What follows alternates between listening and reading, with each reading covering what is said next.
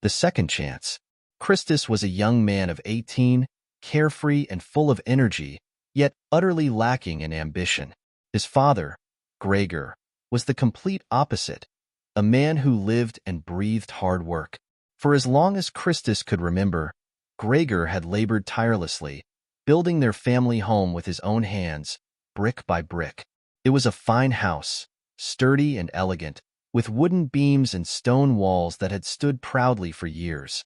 To anyone who looked at it, it was a testament to Gregor's dedication and sweat. But to Christus, it was just a house. Christus preferred the comfort of laziness. The hot sun, the gentle breeze, and his friends were far more appealing than the notion of work. He would rather spend his days lounging in the fields, playing games, or hanging out by the river than helping his father with the chores around the house or learning the value of honest labor. His father would often tell him, "Christus, you must work hard. A good life is built by those who toil. I am building this house for you, for our family, but one day, you must learn to build for yourself." Yet, Christus would simply shrug, not understanding the significance of his father's words. "I'll work when I'm older, father. Let me enjoy life now."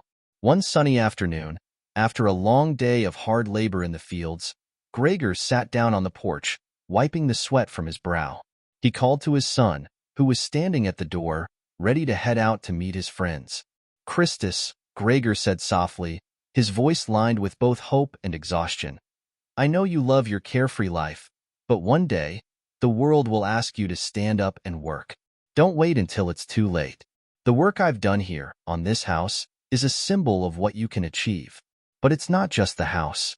It's the attitude toward work that matters." Christus barely glanced back at him. "I'll be fine, father. I'm young. Let me have my fun," he replied, before running out the door and leaving Gregor alone with his thoughts. That evening, the village was quiet as Christus played with his friends. The laughter of youth filled the air, but for Gregor, his heart was heavy. He could see the path his son was choosing, and it was not one of dedication. It worried him, but he said nothing more. Days turned into weeks, and then tragedy struck. Gregor fell ill, his body tired from years of hard labor.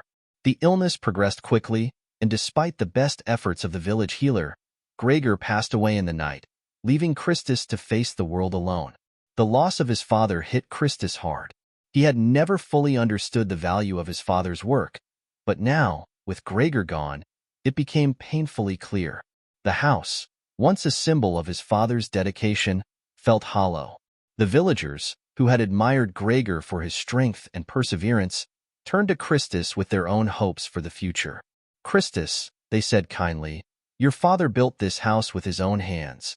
But now you must follow his example. Work hard, build your future.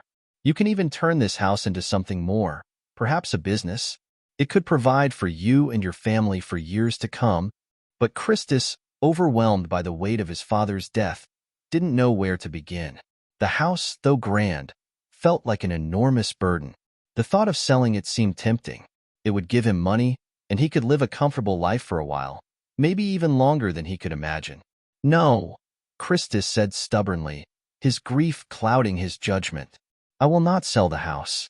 I don't need to. I'll figure something out on my own."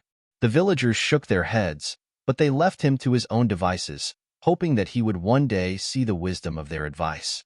Days turned into months, and Christus, though deeply sad about his father's passing, still found himself drawn to the lazy comfort of his previous life. But that was about to change. One morning, as Christus was tidying up the house, something his father would have done with care and attention, he took a broom and began sweeping the floor. He moved it from corner to corner, pushing the dust and debris away, when suddenly, the broomstick struck something hard, a wooden beam in the ceiling. He didn't think much of it at first, but as he turned to continue sweeping, something strange happened. A soft, metallic sound rang out from above, followed by the unmistakable sound of coins clinking. Christus froze, his heart racing. He looked up, confused. The beam had split slightly, and from it, a cascade of golden coins began to fall, spilling onto the floor around him. Stunned, Christus stood there, wide-eyed, as gold coins rained down in a shimmering waterfall. It took several moments for him to gather his wits. He bent down, picking up one of the coins. It was heavy, glinting in the morning light. He ran his fingers over it, and the realization slowly began to dawn on him. His father, Gregor, had saved all his money, all his hard-earned wealth, by hiding it in the beam above them. The work, the sacrifices, the long hours. Gregor had been building more than a house. He had been saving for Christus's future, even when his son had no interest in it. Tears welled up in Christus's eyes. His father had worked tirelessly not just to provide a home, but to give him the opportunity to live a better life, a life that was now at risk of being wasted. The gold coins in front of him were not just a windfall. They were a symbol of the responsibility his father had passed on to him. In the days that followed, Christus found himself reflecting on his father's life. He began to see the value of hard work, not just for wealth, but for the sense of fulfillment it brought. His father had never sought riches for himself. Gregor's true wealth had been in his integrity, his dedication, and the love he poured into everything he did. Christus knew what he had to do. He used the gold coins to begin his own business, something small at first.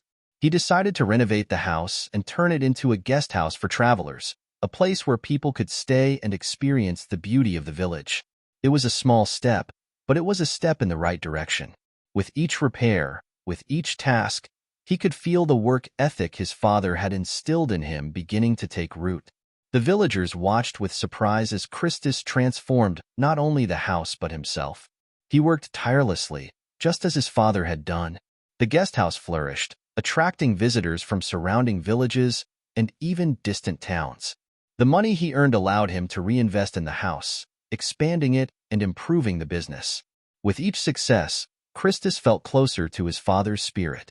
As the years passed, Christus grew into a respected man of the village. His business thrived, and he became known not just for his success but for his honesty, his hard work, and the pride he took in every task. He never forgot the lesson he had learned that fateful day when the golden coins rained down upon him. One evening, as Christus stood outside the now expanded guest house, looking over the property, he felt a quiet peace settle over him. He had done it, not just for himself, but for his father, whose name he had worked so hard to honor. The house had become more than a home. It had become a legacy, a reminder of the importance of hard work, perseverance, and the love that binds a family together. And so Christus, the once lazy young man, had finally earned the respect of his village and, more importantly, the pride of the father he had lost too soon.